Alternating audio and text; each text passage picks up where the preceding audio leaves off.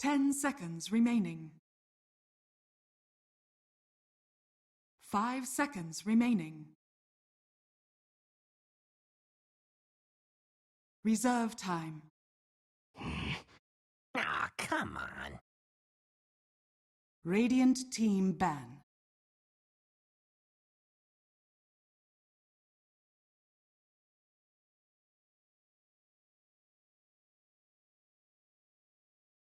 Each other, or at least that's what I hope anyway. Yeah, I mean, we can hope for that. Game 3, never really know. It's kind of hard to say how these teams will match up, given the way that the draft was so prevalent in those first 2 games. But I imagine both teams have now had time to adjust, and given the nature of Games 3, typically you'll see teams tense up a bit, play more conservative, and also go more conservative with their draft. So that the whole chance of like a heavy outdraft or like a surprise Zeus pick is kind of more likely taken away. At least a team like Cloud9, I don't expect them to do something quite as crazy in a Game 3 draft. You know, in our lobby, Cloud9 chose Radiant.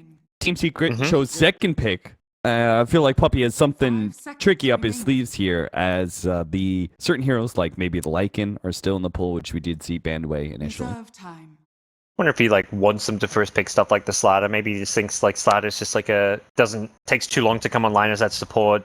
We saw Puppy struggle with the Slatter support. Sorry, Slatter not like Slatter support in the yesterday against Liquid because of the slow pace of the hero past the lane stage, and similarly last game that was a big problem for Cloud9 with the Slatter. Just took forever to get the what Lich. Okay, I'm just gonna stop that train of thought. I'm like, I just suddenly look up and there's a Lich. I was like, okay, what was I saying? Okay. Radiant team pick. That's not. Lich got a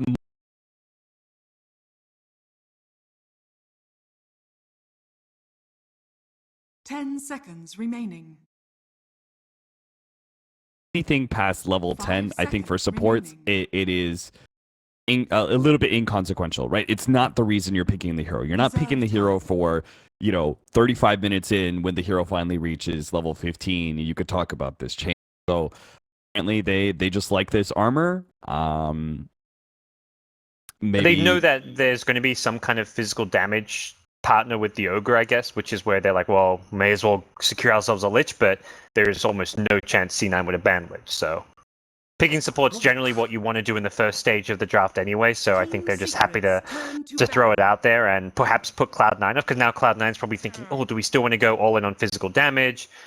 The sniper gets taken away. He's kind of that hybrid where he's got a bit of magic from the shrapnel and assassinate, but also offers some physical to go with the Ogre, so bit of a funky opening from Secret.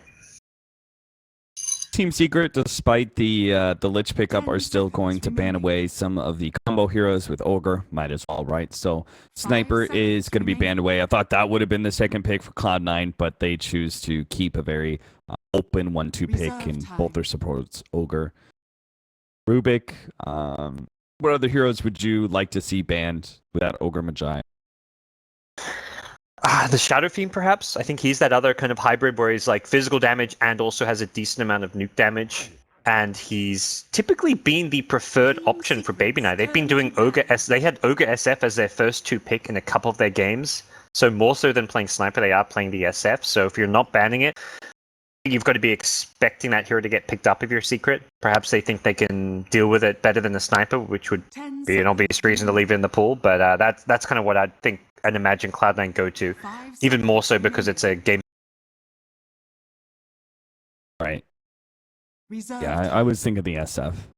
Well, in which case, who knows? Maybe Cloud9 won't focus on the Bloodlust at all, and they'll just the fact that they've got a nice tanky support and do something very different with their draft. Another hero that was kind of missing for me in last 2 picks, I think, against the Vengeful Spirit. Vengeful Spirit was one of those heroes like Weaver, who is also missing from the current pool, as well as Slardar. Those 3 have very striking similarity when it comes to drafting, which is teams have preferred to grab those heroes early on because they're physical damage and minus armor, and they're also versatile picks in that they can run both support as well as core, or in Weaver's case, safe lane or support or off lane. Secret go back for the Luna. This has been the probably most has won both the games so far and been one of the most influential picks of the drafts we've seen, as far as just giving you that strong laning hero, good mid game pushing hero, and good late game carry. 10 seconds If it gets to late game, I don't feel like the late game potential of Luna was needed in that game too, but game 1 we definitely saw that from Cloud9. So I think the big weakness right now in Secret's draft for me is that Reserve time. Lich support. Not that this is a bad pick, but more it's something you can try and take advantage of. Lich is typically not a good safe lane support. You don't have any good stuns. You're not very tanky. If you have a lineup that can dive towers or really put pressure on that off lane for Cloud9, I think that's something you can take advantage of. Like a Lich Luna lane is not particularly strong. Typically, teams are running Lich as a dual lane support in the off lane or even around the mid lane just for some extra denies. So that off lane for Cloud9 is where I would look for them to try and really apply pressure and put Secret off guard. Do you think that part of the problem I see with that is that they have Ogre Rubik? Neither one is a particularly strong dual aggro. So do you think it's possible they can run an aggro tri-lane here into Luna? It's possible. Like, I'm trying to think, what would the right call would that be? Like a Rubik Ogre. I mean, Luna would be the dream one. Otherwise, There's some other heroes, ideally, Throw Ranger, Ursa. 10 seconds remaining. I mean, there's even Mirana? certain offlaners. Rubik Mirana? But that seems a bit weird. Tri-lane carry Mirana, but makes me think the Drow idea that you mentioned could be more likely. I like this pick from Secret. Your lanes are a bit weak, and that top lane could be contested. They get a full position that could theoretically just secure the safe lane if they need it to. So you can just send Undying up there to spam decay against either an aggressive dual lane or an aggressive tri-lane. This gives them much stronger lanes. 10 seconds Dying, remaining. much like Lich, did get some later game buffs with the talent changes. seconds 15, remaining. 25 talents all got some buffs, but again, not something Reserve time. really want to focus on. Cloud9, they have this nice aggressive puck, could still be an offlaner, but likely they're mid. They are going to go with the Draw Ranger, which does still keep open that offlane puck. It does also make an aggro tri-lane possible if they still want to go into Luna Undying. A little bit unadvisable, but maybe they can make it work. And they could give Puck, as a result, a 1v1 safe lane with a Draw 10 Ranger aura. seconds remaining. That could be decent, but it's also versus a Centaur. 5 seconds I think remaining. it works if they're full on tri-lane up there, because you can position the Rubik and Drow such that ideally Undying's not getting 2-3 man decays off, and you can kite him around. If Undying ever oversteps, you lift him up, you pull him in, Ogre's there to fire blast, and you've got yourself a kill. So I think the tri-lane works against Undying Luna, and even if it's Undying Luna Lich altogether, I think it can still work. But you want to find favorable matchups elsewhere. The Puck Center you mentioned isn't necessarily that Puck favored. Both heroes should farm, should get their fast level 6, and then we see what happens when they rotate to the tri-lane. And then we don't quite know just yet what that mid lane matchup's going to be. But Secret, by choosing second pick, they get to react. They get to put mid one in a position where he can counterpick. Once again, that was the big thing last game. He sees the Zeus, he plays TA. That wins Secret the game on draft. And he can counterpick Cloud9 once again. So if you're Cloud9, you've got to be thinking, let's just pick a stable, consistent mid laner that doesn't get countered badly, whether that's like an OD type hero, the Baby Knight Viper is even being picked up here and there. Get some Drow partner that doesn't lose its lane. You know what's kind of lacking for Cloud9 as well is a pipe hero. There's a lot of magic damage on Team Secret. You know, the physical damage doesn't come in much later with the Luna, so it is a bit unfortunate. It's the only reason that I'm thinking about the puck mid and getting a different offlaner.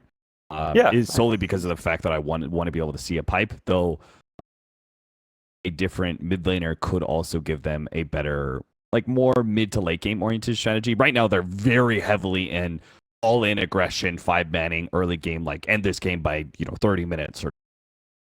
Yeah, they could easily consider puck mid and putting some safe lane hero that matches up well against the Centaur in a 1v1 type matchup. Darkseer perhaps comes to mind if you want like a mech and pipe hero.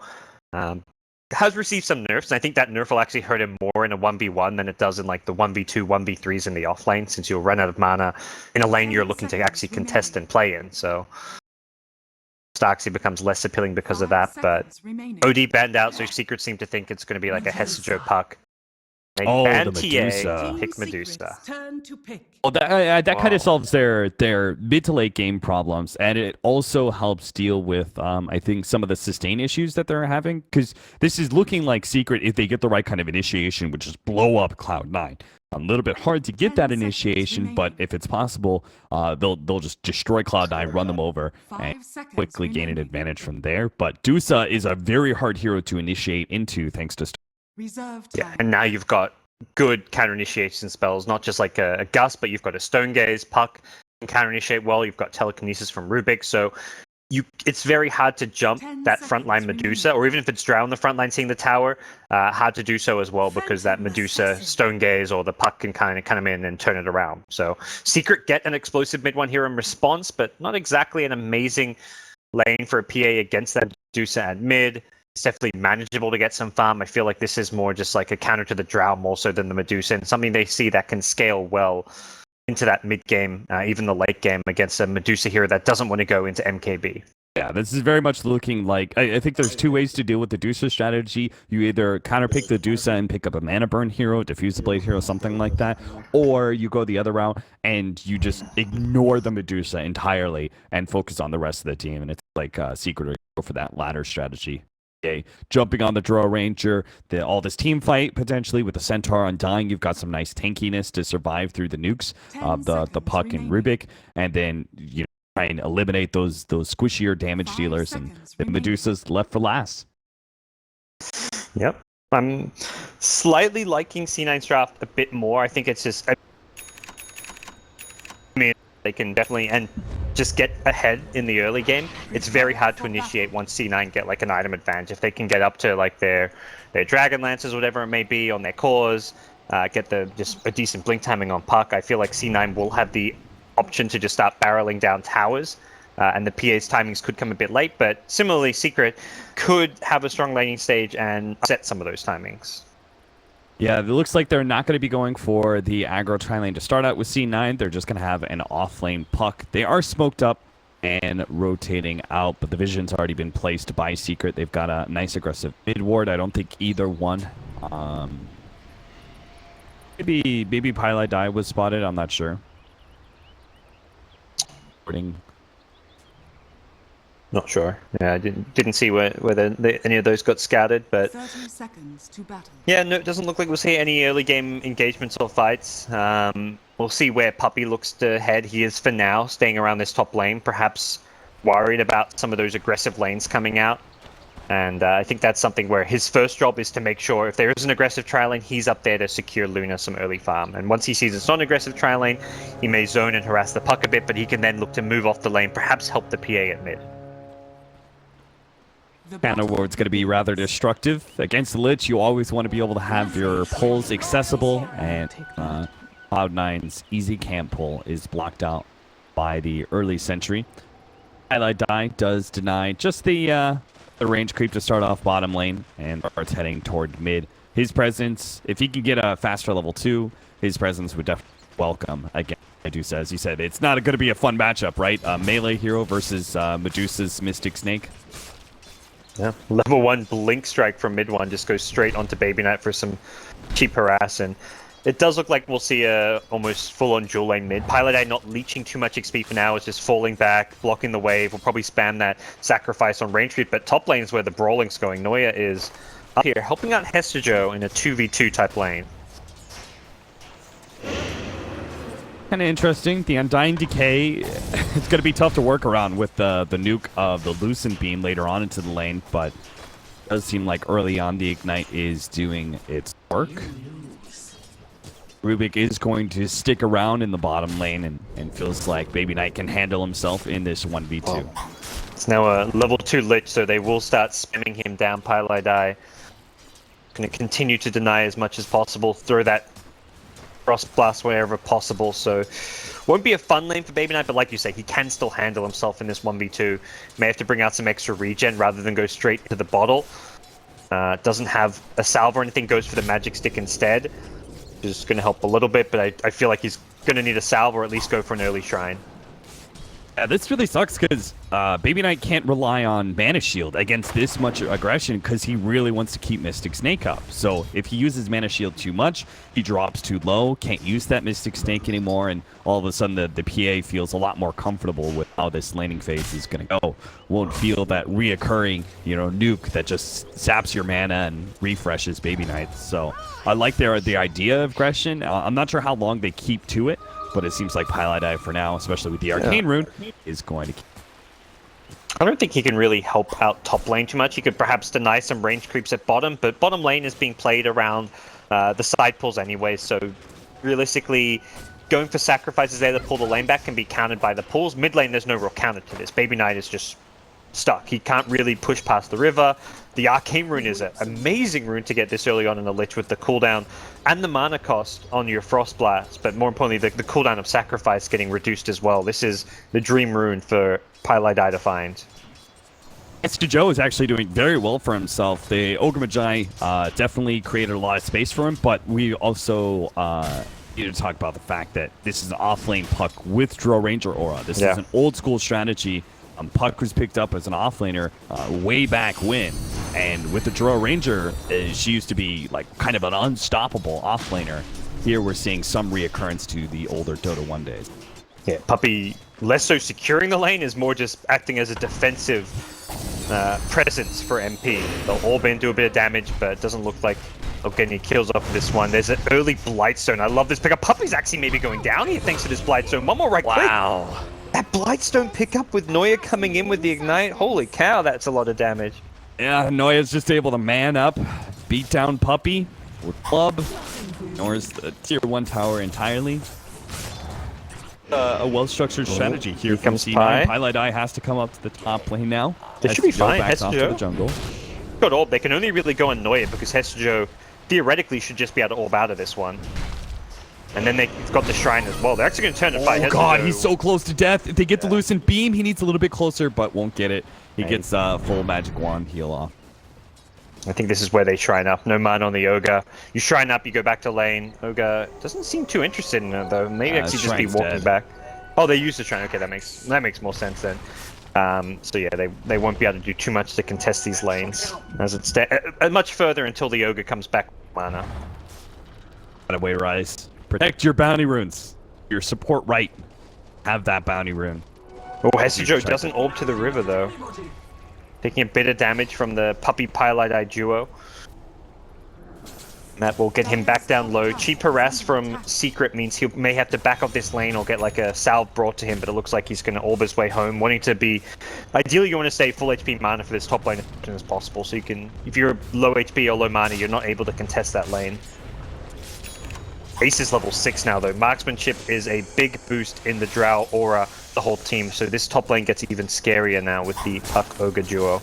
Yeah, Lich shows up and denies one of those creeps in mid, but I'm really feeling like this is not a lane that they can duel anymore. Just because the higher levels of Mystic Snake are particularly threatening, as well as that extra Draw Ranger damage. Yeah, and the bottle's out there, so Baby Knight has sustain. You spam him, he bottles up. Bottle Crow if he needs to, or he can just tuck himself into the jungle, pick up a bounty rune in the meantime as well. So does feel like his presence is not going to offer quite as much as it used to. And he's going to swing bottom, offer help to Kezu. Healy needs to try and find this Radiant Observer Ward, but he probably doesn't know exactly whether it's in the lane or on that cliff. So for now, Pieliedie will be well known in his presence at this bottom lane. Diving in for MP way past the tower. They will manage to pick up that kill. And a 1v2, Puppey actually shouldn't be feeling too confident. Even if he is tanky, you could see that Midas Armor is just ripping him to shreds. They get the orb out. Now it's another 1v2. Pieliedie could be slowed down by the Ignite. He starts making his way to the tower. Hester Joe, is he going to pursue? He's got an orb in 3 more seconds. The Luna's TPing in though. They think better of it. Looks like Noya may have just been caught mid-1. It's actually the TP, not the Luna. So he will punish bit of over-aggression there from C9. They still collect 2 for 1, though. And Pieliedie was a kill without those TPs in, but Hester, I think, knowing that, had to let his Ogre go down. MP just defensive from Centaur will get him away. Ace wasn't quick enough with the gust. Oh. He hits him just after the Kezu lands, and of course Kezu's just sitting there spamming the R button, trying to get it off as quick as possible. So they might. Still feels good, like they can get this bottom tier 1 tower. Like I think, all in all, C9 in a very good spot. This top lane aggression has dominated the lane. Ace at bottom, while they don't get that kill, they put themselves in a spot to get this tier 1 tower, knowing that there's no Stampede to engage in them, and they've got the high ground ward. They're actually going to go in now on Kezu. Kezu stunned up, telekinesis still ready to go. There is no ultimate out from Kezu, so unless there was mass TPs, he's definitely dead, but maybe they can get the counter kill. Mid1 has come in, hits the crit, managed to finish off Ace, and will collect Noya's bounty as well, I believe. Does not have a TP out. Nice double there from Mid1. Mid1 again, much like the Quaswex Invoker that we saw from him, where he was rotating around the map all the time in an earlier series. Mid1's doing something very similar here with his mid-PA, trying to bolster the side lanes as they were getting run over. Yeah. Feels like a common theme in these games where there's one team who's very clearly the aggressors trying to take early towers, put pressure on, and the other team has to react to those tower dives. This game around Secret have done a very good job at least punishing through mid-one's PA, 2-0 and 1, but it's going to only get harder as C9 pick up their first couple of like just stat items, get like a Dragon Lance on Drow, get her a bit tankier, even just getting a few more levels in things like the Gust, the Frost Arrows, as well as the Aura. Those kind of rotations not quite as effective, but for now, mid-one being very influential on this early game. The Stampede from Kezu this time to save Puppy's life. Mid1 preps to jump in, but thinks better of it. Not against 4 heroes. You can see just from the net worth, bit of the storyline of this early game for Secret and Cloud9 in Game 3. In most part, Cloud9 taking advantage of the lanes, getting all their cores, a good amount of farm. Even the off lane has been going well, but Mid1 has been a small saving grace for Secret. He's been moving around the map and is actually sitting well 700 gold above the Medusa, who's currently sitting at second. Yeah, those kills have really boosted him up. Ace at this bottom lane needs to be a bit careful with all the heroes down here. No Stampede makes it a little bit trickier, but Mid1 still thinking he can go for this dive. See what Rise can do to counterplay it, as well as potential TPs from players like Hestejo's Puck. This is where you could be very careful about diving for these early kills. Rotation could completely cause it to backfire. Yeah, it's very questionable whether or not they could quickly kill Ace, right? Because they've got this Frost Blast and Chain Frost. With the Luna, they could definitely dive the tower, but Hestejo's going to be very comfortable TPing into this one. He's already taken the tier 1 tower. They know there's nobody top. They know there has to be a rotation coming bottom. Cloud9 have prepped for this. They have to wait for the Stampede, probably. Mid-one's going to go running in. There's the response, double, triple TP. Nice double silence as well. Managed to hit the Luna in the back lines. Now Mid-one's going to be controlled up, but the Chain Frost is going to be able to bounce over to Rise. They got a crit. Now Ace underneath the Eclipse gets taken out. MP surviving just a little bit longer, but Hestejo does manage to get the kill. Secret lose 3 there. They do get the Drow Ranger. Barely. Definitely not an exchange worth it for Secret. Secret had to have known that the rotations were going to come out from Cloud9, but they did not respect that. Yeah, the Eclipse damage got mostly tanked up just fine by, I mean, Puck had a raindrop, Medusa's TP in as well. It's a very tanky presence to have there. They didn't even have the Stone Gaze for that fight, but just having bodies meant you were going to turn it around. While they couldn't save and protect Ace because of the, I mean, you only had level 1 Gust. You don't really expect him to have more. They could turn and punish, including kills on the Luna. Again, it's Mid-1 surviving though, so he comes out well on top. This Desolate timing is going to be incredibly fast, but it's still Cloud9. The fact they can hold that tower and trade in a favorable way while they take towers elsewhere on the map is playing well into their draft. They've taken the tier 1 top, this tier 1 mid getting very low as well. Maybe Knight, be careful, has the Stone Gaze. Going for the tower. He's stick around for the tower, but Stone Gate's going to wear out, and Mid-one's... okay, never mind. We've got Ace to back him up, as well as Hestejo. Kezu's going to be caught. No Stampede to be able to save him. Mid-one jumps forward, tries to force Ace back, but now he's caught inside the coil, and the heavy nukes of Hestejo will bring the squishy PA down.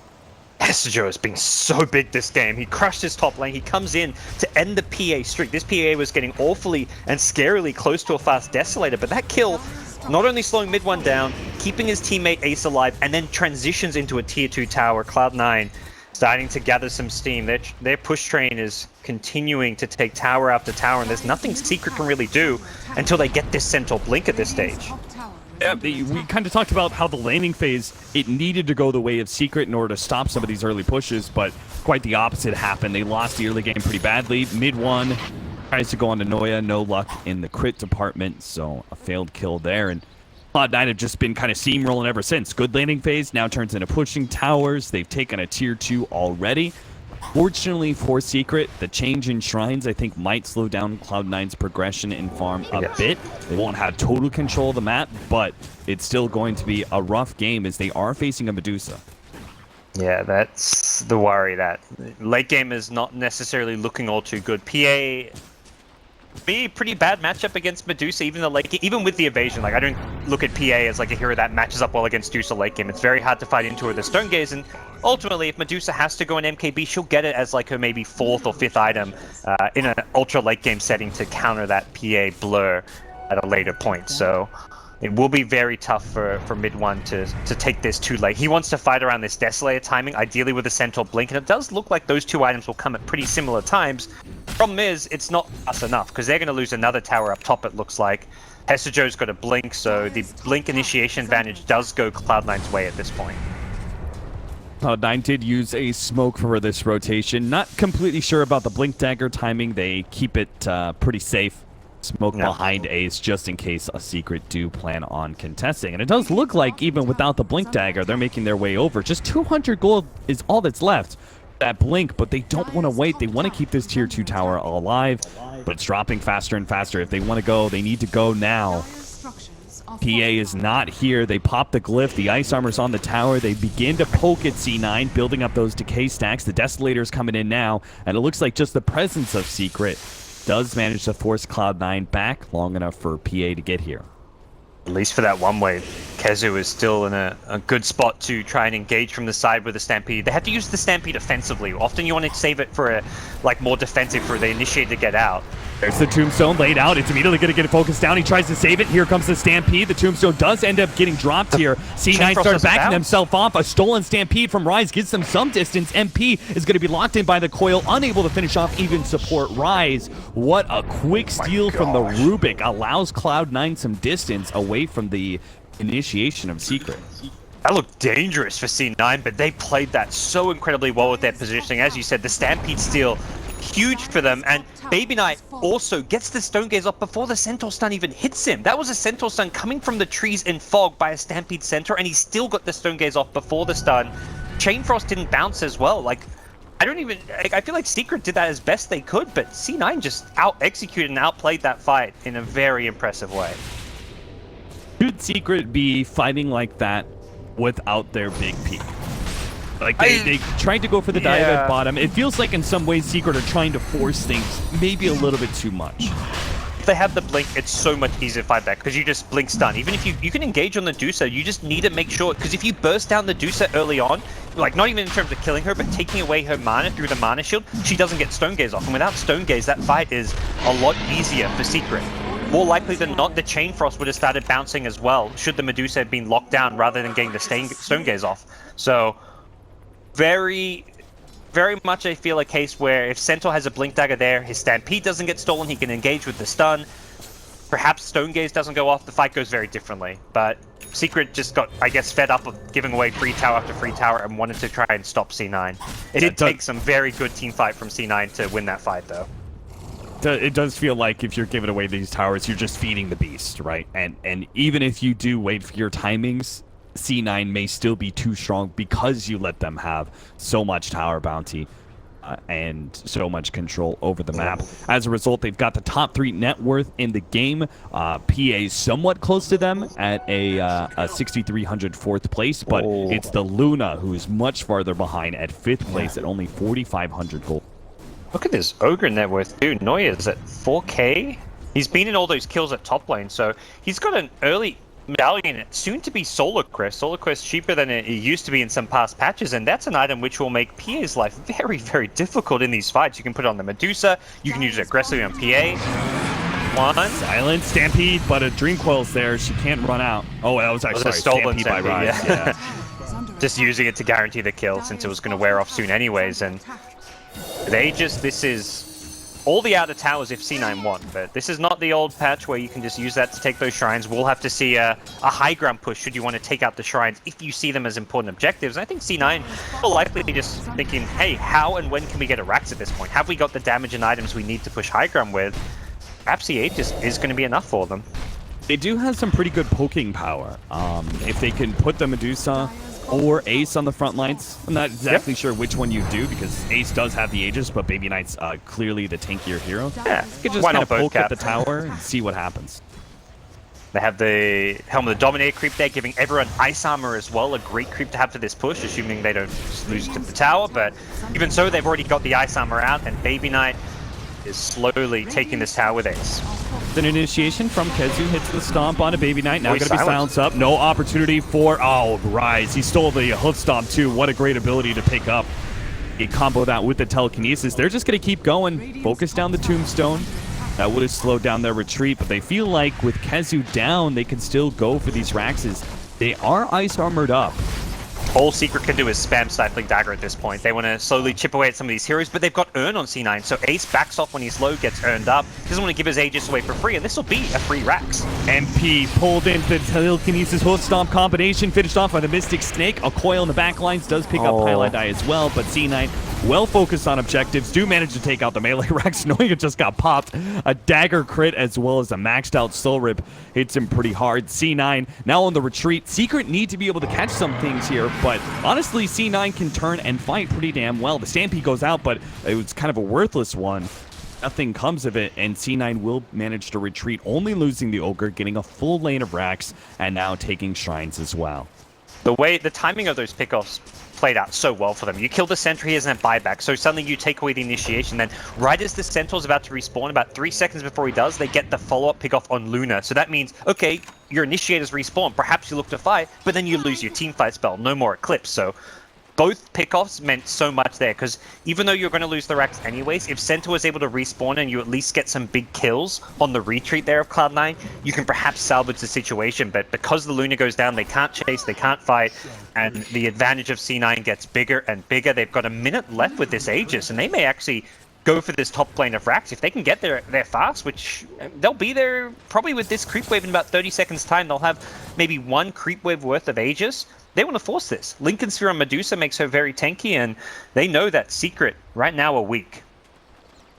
Secret desperate for a strong initiation here. I got a 4-man smoke up behind MP, start making their way towards the second shrine. They think Cloud9 may try and go for that shrine, but Cloud9, they wise up to what Secret are up to. They managed to get a successful scan, expecting all of Secret here. Secret are still going to be able to get decent loop around with the last remnants of smoke, but I don't think it's going to catch Cloud9 by too much surprise when the initiation comes. You can see already Rise sitting up in the far north. Hoof stomp going to be dodged there by Hesta Joe. Turns around, managed to get a nice combination of 3-man coil straight onto Secret. Secret are very rapidly losing all of their heroes. Here comes the buybacks, trying to save MP. MP being body blocked up by Hesta Joe. Mid one does come in and executes the puck, but it's not going to be enough to save MP. He runs back to the safety of his base. Puppy is being poked at now by Ace. There goes that Aegis. Secret, this is their best opportunity to be able to fight. They need to be able to pick up all of these kills. The Chain Frost, it doesn't keep on bouncing well enough. Noya gives up his life to try and go for the Tombstone and help the rest of C9 escape. Looks like Rise is going to be caught. He also turns around and just makes sure that his 2 cores will stay alive. Mass buybacks, but Secret do not get the big cores. They don't. I don't think C9... I think C9 just, like, joined the party. They're like, oh, you're buying back? We're going to buy back too. Puck didn't even have a TP. His TP was on cooldown, so he couldn't even get back to the fight. At this point, C9, the play is just to reset. Like, they just... Was that 5 buybacks? It was at least 4, and it looks like it was... Yeah, was it all 5 even? Can't count. The fight recap says 4. Oh, boy. Wow. All right. Well, there's the dieback. There we go. 60 seconds. Let's go, Secret. It's time to pick up as many kills as you can with the numbers advantage. They're going to be able to find Noya. Ace thinks about turning around, but he doesn't have a Gus, nor does he have the numbers to be able to fight Secret there. So, yeah, I think Secret get a little overexcited. They can sense victory. It's one of those scenarios where if this was a late game, buying back there makes sense. You have boots of travel, you buy back, you TP into the fight, you win the game. But we're still in the early game, realistically. Like, C9, don't get ahead of yourselves, guys. Like, you put yourself in a position to win this game. That was 4 buybacks. Everyone except the Centaur of Kezu They didn't need a buyback, but they're still in a very dominant position. They ideally look to play around the next Roshan, but right now they were just too kind of keen to play around those buyback cooldowns. But you're still in the early to mid game. You still want to progress item-wise, perhaps grab another Aegis, but the respawns now, they'll be ready to repel Secret. Rise going forward by Rise, catches MP with the telekinesis. There's the Stampede. Noya couldn't get in range for the stun. So Secret do manage to race away. Back to the base they go, as they do have a bottom lane and top lane pushing.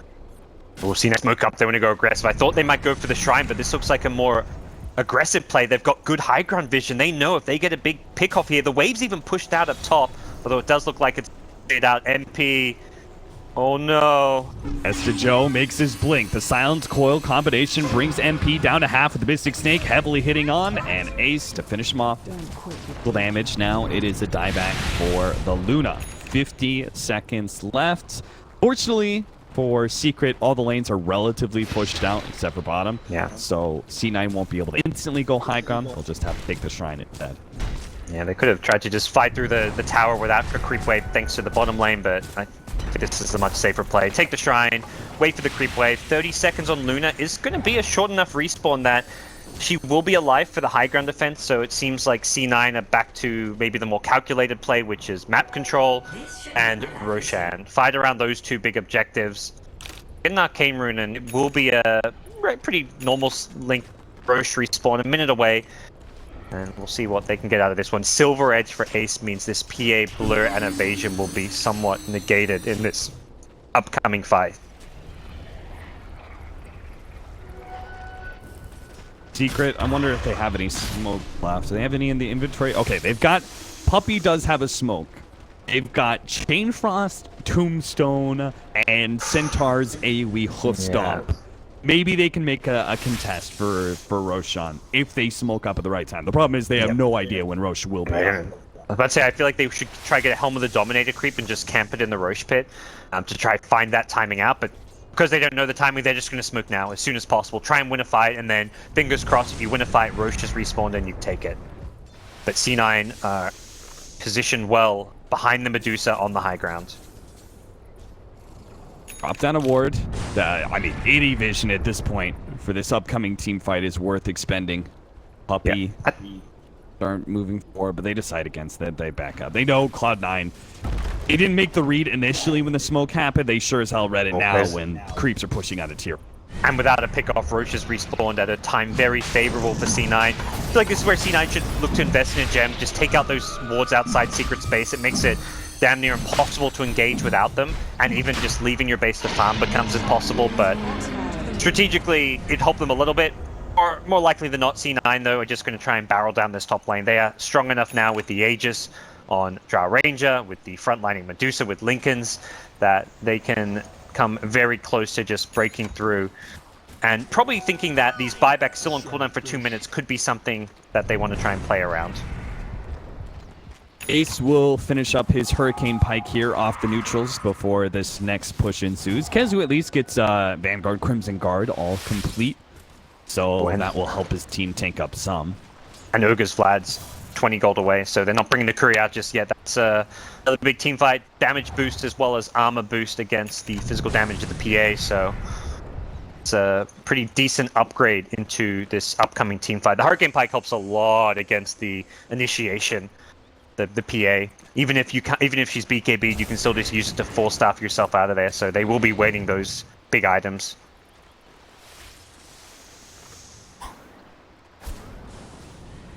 Courier coming in. Push should now progress. Baby Knight, Lincolns, and half of the Scotty North in his inventory is going to be the big frontliner. Ace will sit a little bit farther back with his Aegis, getting a lot of damage done onto that tier 3. Oh, it melts fast, these buildings. Silence misses on Kezu. Midwan tries to jump forward and get a little damage done on Ace, but the melee racks, it's going to follow the Baby Knight here. It's not just Ace that's the big physical damage either, but Baby Knight, he hits for 300 damage a shot now. Yeah.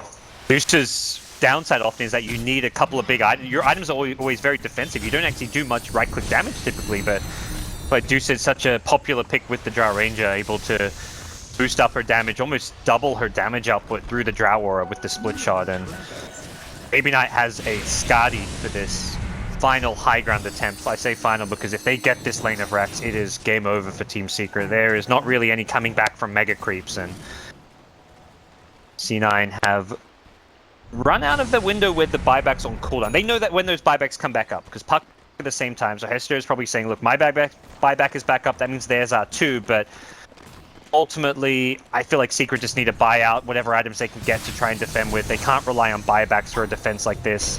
They got to go all out. Oh, nice hoof stomp. Well, not really. It's only just on Baby Knight, and that's a hero that can easily tank it up. Mid one goes ahead and pops his BKB, runs out of the coil. Kezu will sit there tanking Ace's shots. He'll be okay for some time. Mid one jumps back in with a BKB now. Stone Gaze was used. I think that means Cloud9 are going to wait to push, but we'll see. Yeah, even Baby Knight lost a big chunk of his mana pool. They've got 2 minutes on the Aegis, so they're not in a big rush right now, but they also don't have any major items coming their way anytime soon. With Deuce having just picked up the Skadi, they just got the Vlads. They ideally want to try and end this game off of this Roshan, but they will find a regen rune. That's a nice pickup. Baby Knight will probably hold that one now that he's got a decent chunk of mana back, and just chip at the tower, back off, pop a regen, and then go back in if he needs to. But also have to side lane pushes, super creeps coming in on both sides. Fortunately, they did not expend anything too big there. Chain Frost being used, but that's not massive. Another stun out from Kezu onto Baby Knight. Baby Knight actually just turns, going to take down Kezu, it looks like, as he's still silenced up, unable to get off the Stampede. And the rest of Secret, not able to do much here. Ace was pretty far forward, but he does have the Aegis, and Secret were not willing to commit to getting that kill. Another stun out on the Ace, brought him down to half HP, but the melee Rex is falling fast. Now the initiation comes out from Hester Joe. BKB activated, almost finished off Hester Joe, but he managed to get the orb away. Phase shift, there goes the stomp. They do actually manage to pick up Luna as well. Looks like C9, they've got everything they need to be able to finish off this one. Mid one gets pushed back, jumps right back on top of Ace, but can't even get the Aegis down. Secret will lose this game number 3. They are out of DAC qualifiers. Cloud9, we move on. Yeah, I think most people pegged Secret as the favorite coming into this series. I mean, they had success winning the Star Ladder qualifiers. They had a pretty good group stage outside of like maybe a shaky best of 3 against Na'Vi, but they beat Na'Vi pretty convincingly the second time the two teams met. But they just didn't seem totally well prepared for the C9 Death Ball. The 2 games they lost, it was very much like the classic C9 playstyle. I mean, their drafts always differ. Like, I think that's what I like about C9 is that they change up their drafts, even though they keep their playstyle fairly consistent, so it still keeps you guessing, and they still react and counterpick their opponents without changing their playstyle. But Secret didn't seem to